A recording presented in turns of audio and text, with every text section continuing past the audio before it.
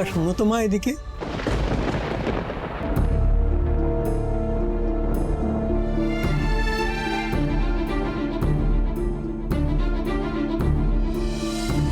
বলেন কেন দাদু? কি জানতে চাও বলো তো মা আমার থেকে? মোহিনীর কথা?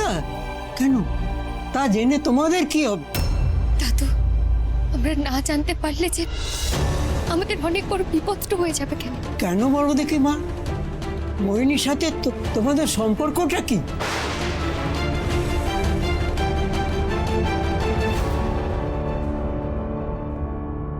উনি আমার মা।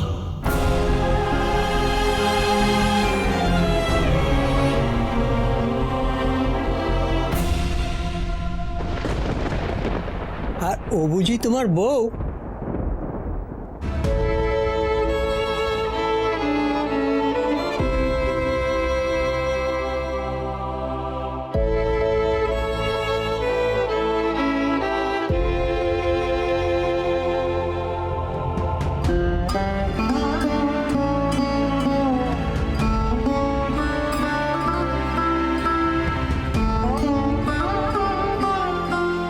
তুমি মোহিনীর ছেলে, তাহলে তুমি যে আমার নাতি গো।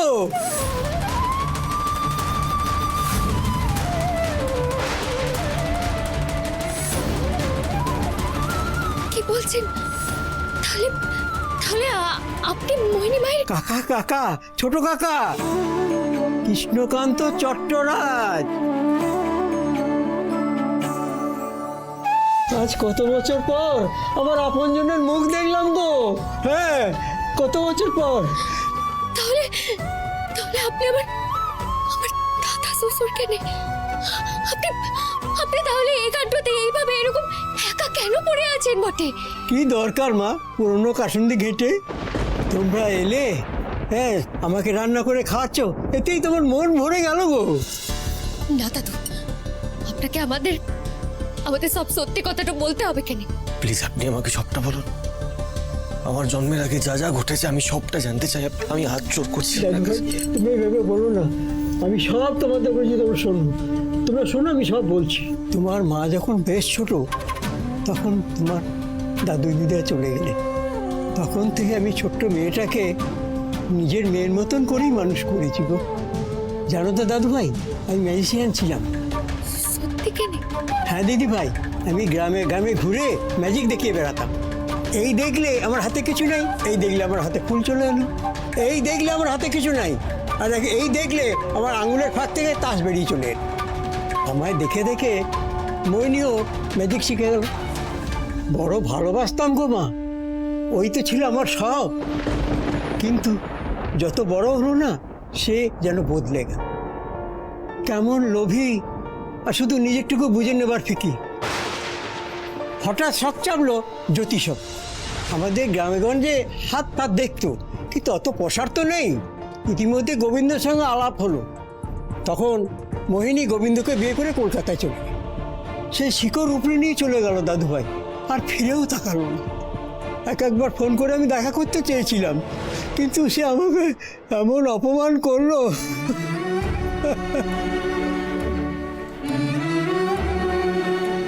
আসলে কি জানো তো, যে মানুষ কারো পাপ ঢাকে, সেই মানুষই পরে হয় তার দু চোখের বিষ। জীবনের এটাই দোস্ত। পাপ? কিসের পাপ? না না না, আমি বলতে পারবো না, আমি বলতে পারবো না, বলতে পারবো না। দাঁড়ান কেন দাদু, দাঁড়ান দাঁড়ান, আমার কথাটা শোনে। তাই আপনার আপনি এভাবে না বলে চলে যাবেন লাই। দেখুন, আজ যে আমাদের আপনার সঙ্গে দেখাটা হয়েছে, সেটা মাধবের ইচ্ছে হয়েছে কেন? আমার মন বলছে কেন দাদু, মাধবও চায় যে এই সত্যিটা এখন এখন সামনে আসুক বটে।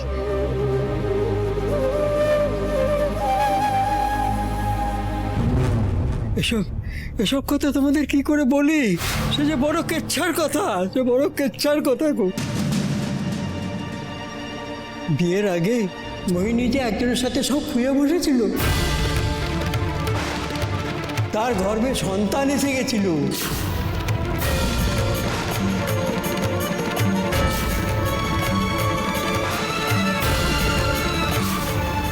সেই একটা পাপ ঢাকতে সে আর একটা পাপ করে বসল। বাচ্চাটা হলো, কিন্তু মোহিনী বলল ওকে ফেলে দিয়ে এসো।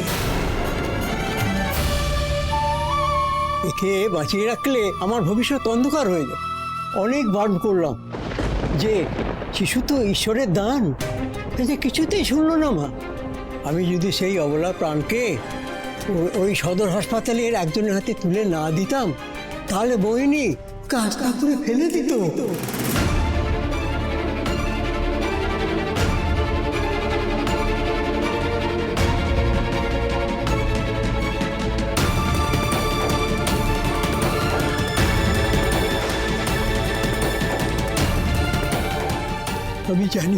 আমি জানি দাদু ভাই তুই সহ্য করতে পারছো না।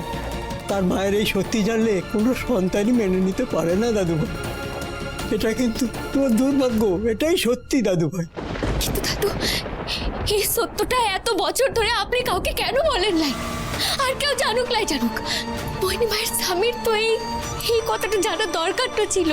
অপার স্নেহ নিবা, এই কথাটা জানলে হয়তো বিয়ে ভেঙে যেত।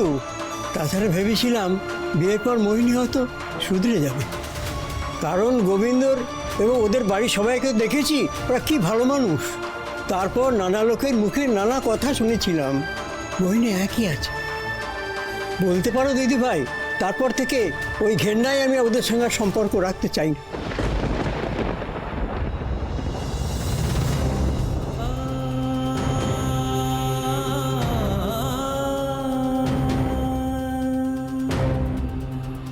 উনি এইসব কাজটা রপ্ত করে লোক ঠকান। উনি একজন ভণ্ড সাদিকা কেনে। আপনি কেন আমাকে আটকাচ্ছেন? মোহিনী মায়ের কষ্টটা পাচ্ছে কেনে? থাক, জুতো মেরে গরুদান করছে। মনে রেখেছে সারাদিন আমি নিয়ে কথা বলে এখন ঢং দেখাচ্ছ। এই শরীর এবার পিশাচ মুক্ত হয়েছে, ওকে ঘরে নিয়ে যাও। হ্যাঁ হ্যাঁ হ্যাঁ আন্টি। আমার স্বামীর গোপন সম্পর্কের কথা সারাটা জীবন ধরে আমি প্রাণ দিয়ে লুকিয়ে রেখেছিলাম। কেউ জানেনি সে কথা, এমনকি মা পর্যন্ত জানতেন না। যে মানুষটা কোনোদিন আমাকে স্পর্শ করেনি তাকে নিয়ে আমাকে নিয়ে এইসব কথা। ছি ছি ছি ছি। শোনো বিনু, গোবিন্দদার সঙ্গে কোনোদিন আমার বিয়ে হয়নি। না না,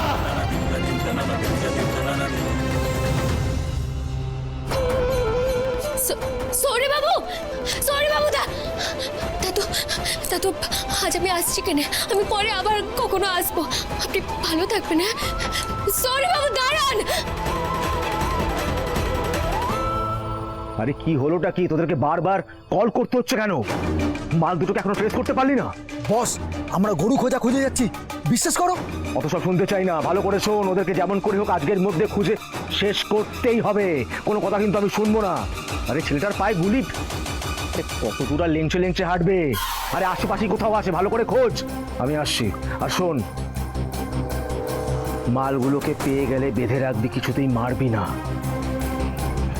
ওদেরকে আমি নিজে হাতে মারবো, ঠিক আছে? ঠিক আছে বস। এই চল চল।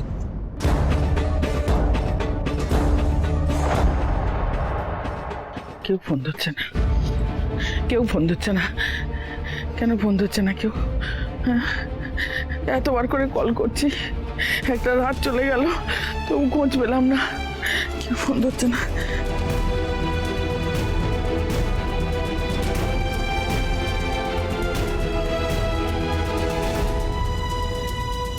কেউ ধরছে না ফোন। কেন মা, কেন আমাকে এত কষ্ট দিচ্ছ ঠাকুর? কেন কষ্ট দিচ্ছ মা? অন্য মালিনী, আমি আর পারছি না ঠাকুর, আমি আর কষ্ট করতে পারছি না ঠাকুর। মাগো মাগো, হয় আমার ছেলেকে ফেরত দাও, আমাকে মেরে ফেলো ঠাকুর, আমাকে মেরে ফেলো। বৌদি, তুমি যতই ফোন করো না কেন তোমার ফোন কেউ তুলবে না, বুঝলে রুক্মিণী? আমি সবাইকে জানিয়ে দিয়েছি যে বৌদির শরীর খুব খারাপ, ছেলের দুঃখে বৌদির মাথা খারাপ হয়ে গেছে। বৌদির ফোন কেউ তুলবে না। আসলে কি জানো, এই সময় দাঁড়িয়ে দেখলাম যেটা করা উচিত সেটা হচ্ছে সমস্ত উচ্চপদস্থ পুলিশ অফিসারদের আমি জানিয়ে দিলাম যে যদি কৃষের কোনো খবর দিতে হয় তারা যেন সরাসরি আমাকে দেয়, তারা বৌদিকে ফোন করবে না। আমার শুধু চিন্তা হচ্ছে বৌদির এই চামচে দুটোকে নিয়ে, ওই দুটোকে কি করে। কাকাই, মামাজি আর মামিজি ঘুমের ওষুধ খেয়ে নিশ্চিন্তে ঘুমোচ্ছে, তুমি ওদেরকে নিয়ে কোনোভাবে বদারই হয়ে না। এবার একে একে আমি আন্টির ডান হাত বাঁ হাত সব ছেঁটে ফেলে দেবো। ব্রিলিয়েন্ট ব্রিলিয়েন্ট, তাহলে তো কোনো অসুবিধে নেই। যাও কাজে নেমে পড়ো, এক্ষুনি কাজ শুরু করে দাও। কাগজ আমি তৈরি করে নিয়ে চলে এসেছি, তো শুধু বৌদির সই দরকার, তাহলে পুরো সম্পত্তি আমাদের। মামার বাড়ির আবদার কি ভেবেছেন? ক্ষীর তো সব আপনারাই খাবেন আর আমরা এই মায়ে জিয়ে আঙুল চুষবো। হ্যাঁ, হাইস কন্ডেন্ট মহিলা, বেরো, বেরো। কি যে এটা কেটে সমস্ত উচ্চপদস্থ পুলিশ অফিসারদের আমি জানিয়ে দিলাম যে যদি কৃষের কোনো খবর দিতে হয় তারা যেন সরাসরি আমাকে দেয়, তারা বৌদিকে ফোন করবে না। এবার একে একে আমি আন্টির ডান হাত বাঁ হাত সব ছেঁটে ফেলে দেবো।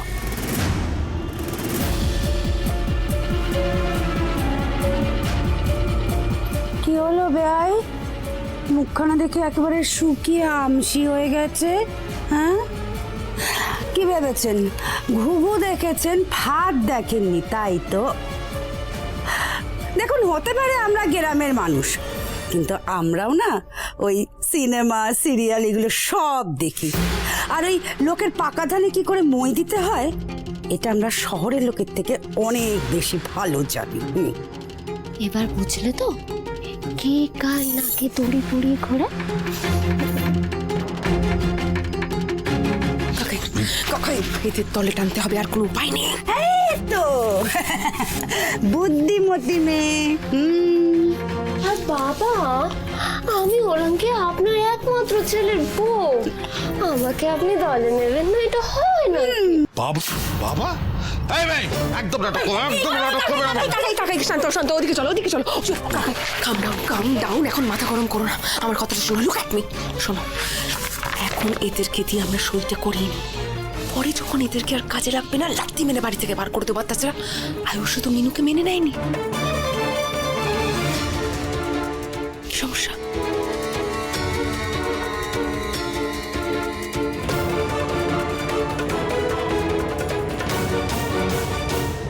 ঠিক আছে, আমরা যে কাজটা বলবো সে কাজটা করতে হবে। হ্যাঁ, কোনো প্রশ্ন করা চলবে না, ঠিক যতটুকু বলবো ততটুকু করতে হবে। একটা কথা খুব পরিষ্কার করেছিস, যখন বেশি চালাকি করার চেষ্টা করলে আমার থেকে খারাপ কিন্তু কেউ হবে না।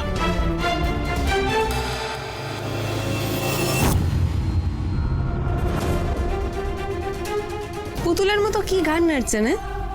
সম্পত্তি চাই বললেই না সম্পত্তি পাওয়া যায় না, সেটাকে আদায় করতে হয়, তার জন্য কিছু প্রসিডিওর আছে। এটা ধরুন, ধরো। এখানে আন্টিকে দিয়ে সই করাতে হবে, আর সেটা আপনাদের করাতে হবে। Yes yes yes. সেটা কি করে করাবে, কি করবে তার জন্য সেটা আমি জানি না। এতদিন তো নিজেদের বুদ্ধির খুব বড়াই করেছিল, এবার দেখি বুদ্ধিতে একটু খাটাও। হ্যাঁ, কাজটা যেন হয়ে যায়।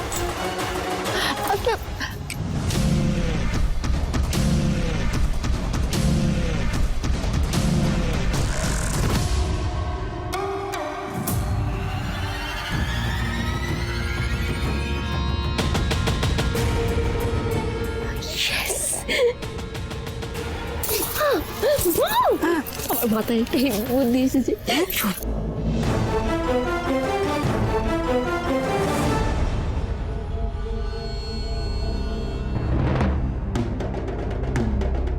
বিয়ের আগে মোহিনী যে একজনের সাথে সব খুঁজে বসেছিল, তার গর্ভে সন্তান এসে গেছিল।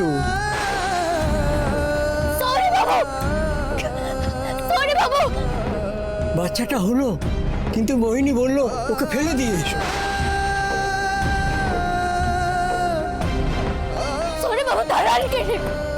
আমি যদি সেই অবলা প্রাণকে ওই সদর হাসপাতালের একজনের হাতে তুলে না দিতাম, তাহলে মোহিনী কাজটা করে ফেলে দিত। সরি বাবু দাঁড়ান কেন? সরে বাবু আমার কথাটা শুনুন। সরে বাবু, সরে বাবু দাঁড়ান, সরে বাবু দাঁড়ান, সরে বাবু কোথায় যাচ্ছেন আপনি?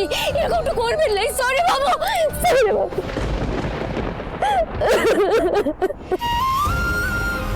আমি জানি কেন সরে বাবু, আপনার কষ্টটা হচ্ছে আমি বুঝতে পারছি।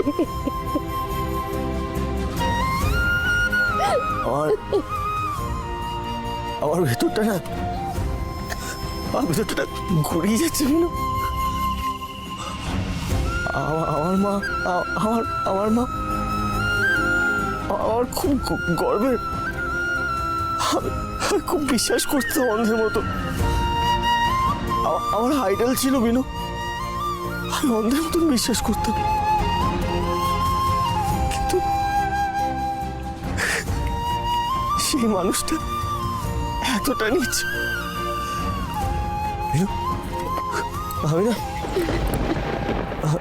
সবাইকে বলতাম যে আমি ভগবানে বিশ্বাস করি না,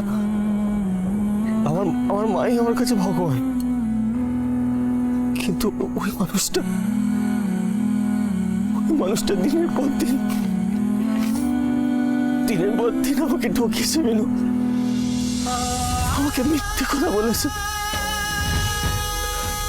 আমার বাবাকে ঘেন্না করতে শিখিয়েছে মেনু, ঘেন্না করতে শিখিয়েছে। আমি মায়ের কথা শুনে ওই মানুষটাকে দিনের পর দিন অপমান করে গেছি মেনু।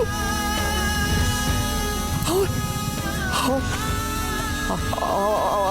বাবার তো কোনো দোষ ছিল না মেনু, আমার বাবার কোনো দোষ ছিল না, কোনো দোষ ছিল না। আমি বিশাল বড় পাপ করে ফেলেছি মেনু। আমি মায়ের কথা শুনে তোমার গায়ে হাত তুলতে গেছিলাম। আমি নিজেকে ক্ষমা করতে পারবো না মেনু।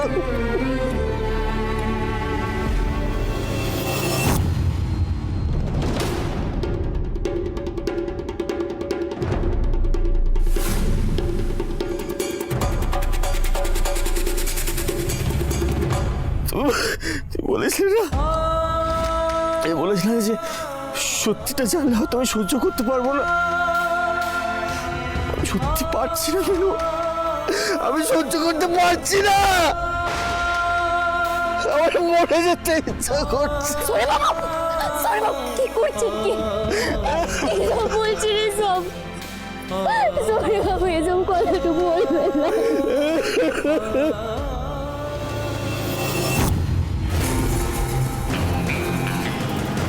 বস পেয়ে গেছি, এই রাস্তাতেই দাঁড়িয়ে আছে। গুড, আমি এক্ষুনি আসছি। যেটা বলছি সেটা ভালো করে মন দিয়ে শোন।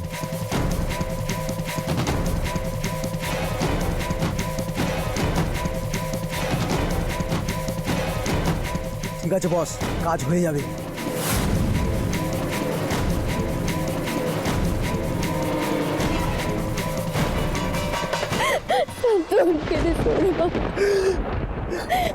সেই ছোটবেলা থেকে শুনে আসছি আমি মেনু, আমি ছোটবেলা থেকে শুনে আসছি যে আমাদের বাড়িতে না মাধবের মূর্তিটা ঢাকা থাকে। আমাদের বাড়িতে মাধবের পুজো হয় না, কেন জানো? কারণ নাকি আমার বাবা মাধবের পুজো করতেন, আমার মা বৈষ্ণবদের সহ্য করতে পারে না। আমার বাবাকে নাকি মাধব কেড়ে নিয়েছে। সব মিথ্যা ছিল বিনু, সব মিথ্যা ছিল, সব মিথ্যা ছিল। আমার ধোঁকা। এরকম কথাটা বলবেন না আপনি। আমি শান্ত হন করে সরে বাবু, শান্ত হন।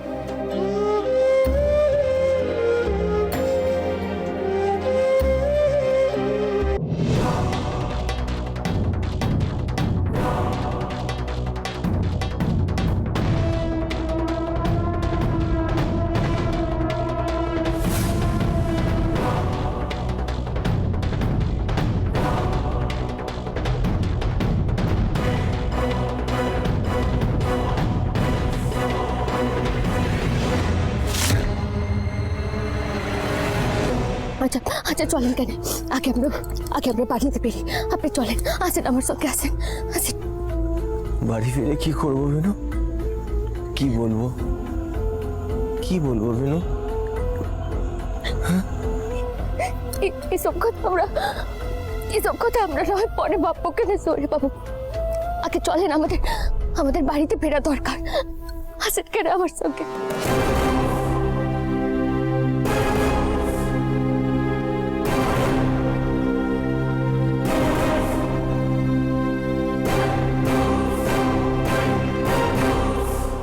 আমি কি আর কোনোদিনও মাকে জড়িয়ে ধরতে পারবো বিনু? আমি কি আর কোনোদিনও মাকে মা বলে ডাকতে পারবো?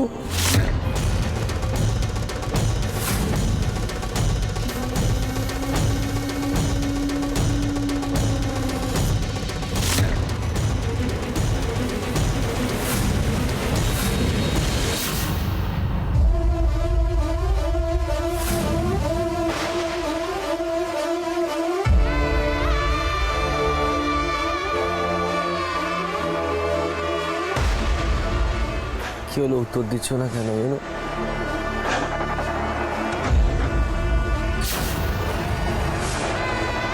বিনু কথা বলছো না কেন বিনু?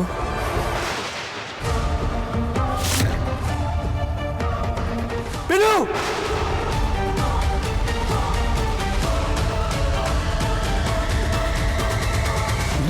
বিনু কথা বলছো না কেন বিনু? বিনু কথা বলো বিনু! বিনু কি হলো? বিনু কি হলো বিনু? বিনু কথা বলো, বিনু কথা বলো, বিনু কথা বলো।